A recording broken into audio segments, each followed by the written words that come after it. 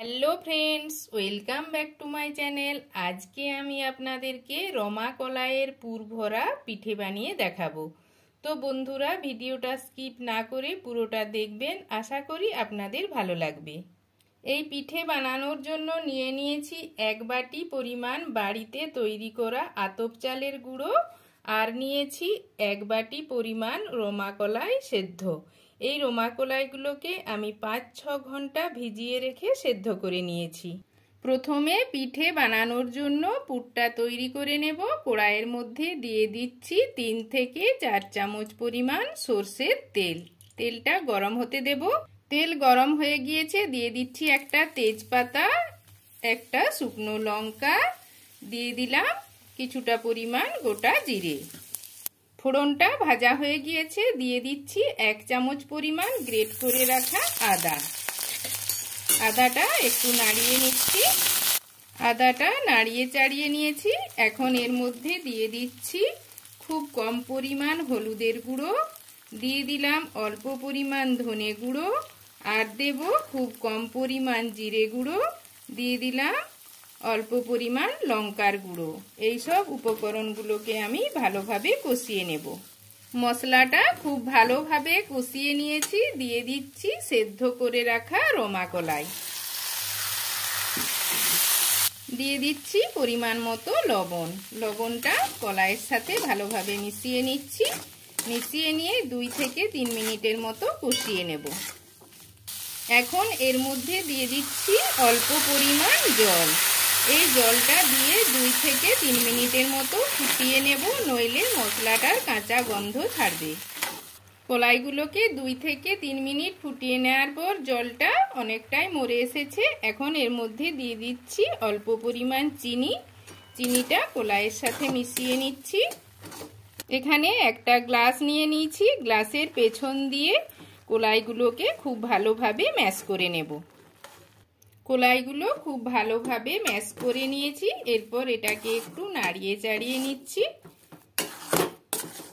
তো দেখতেই পাচ্ছেন বন্ধুরা, পুরটা তৈরি হয়ে গিয়েছে। এটাকে নামিয়ে নিয়ে ঠান্ডা হতে দেব। পিঠে তৈরির জন্য মণ্ডটা তৈরি করে নেব। এখানে আমি 1 বাটি পরিমাণ জল নিয়েছি। আমি ভিজে চালের গুঁড়ো নিয়েছি বলে 1 বাটি পরিমাণ জল দিলাম। আপনারা শুকনো চালের গুঁড়ো দিলে 2 বাটি পরিমাণ জল দিয়ে দেবেন।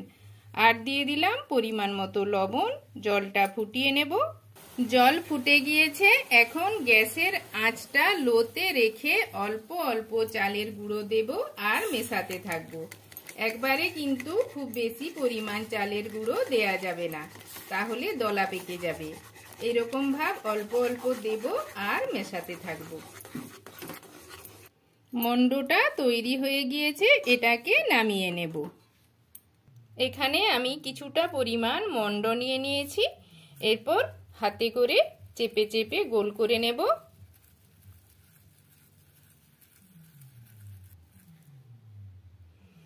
এখন এটাকে বাটির শেপ দিয়ে দেব।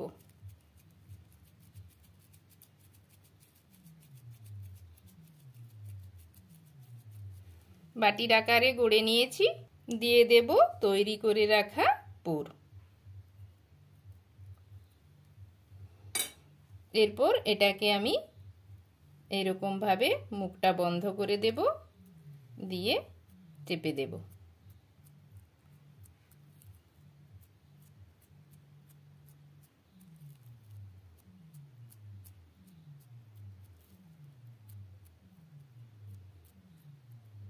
তো দেখুন বন্ধুরা, পিঠেটা বানানো হয়ে গিয়েছে। এইরকম ভাবেই আমি সব পিঠেগুলো বানিয়ে নেব। পিঠেগুলো সব তৈরি হয়ে গিয়েছে, সেদ্ধ করে নেব। পিঠেগুলো সেদ্ধ করার জন্য কড়াইয়ে জল নিয়ে নিয়েছিলাম। জল ফুটে গিয়েছে। এখানে একটা ছিদ্রযুক্ত পাত্র নিয়ে নিয়েছি। এই পাত্রটার গায়ে আমি আগের থেকেই তেল মাখিয়ে রেখেছিলাম। এটাকে কড়াইয়ের ওপর চাপিয়ে দিয়ে বানিয়ে রাখা পিঠেগুলো দিয়ে দেব। পিঠেগুলো পাত্রের মধ্যে দিয়ে দিয়েছি। এটাকে ঢাকনা দিয়ে ঢেকে 5 মিনিটের মতো সেদ্ধ হতে দেব। ফিরে এলাম 5 মিনিট পর। ঢাকনা খুলে নিলাম। তো দেখুন বন্ধুরা, পিঠেগুলো তৈরি হয়ে গিয়েছে। এখন আমি উপর থেকে জল ছড়িয়ে দিচ্ছি। তো দেখতেই পাচ্ছেন বন্ধুরা, পিঠেগুলো দেখতে কতটা সুন্দর হয়েছে। এগুলো দেখতে যতটা সুন্দর হয়েছে, খেতেও কিন্তু ঠিক ততটাই ভালো লাগবে। আপনারাও বাড়িতে খুব সহজে এইভাবে পুলি পিঠে বানিয়ে নিতে পারবেন। তো বন্ধুরা, ভিডিওটা ভালো লাগলে আমার চ্যানেলটাকে অবশ্যই সাবস্ক্রাইব, লাইক, শেয়ার এবং নতুন ভিডিওর আপডেট পেতে পাশের বেল আইকনটি প্রেস করে দেবেন। আজকের মতো এলাম বন্ধুরা।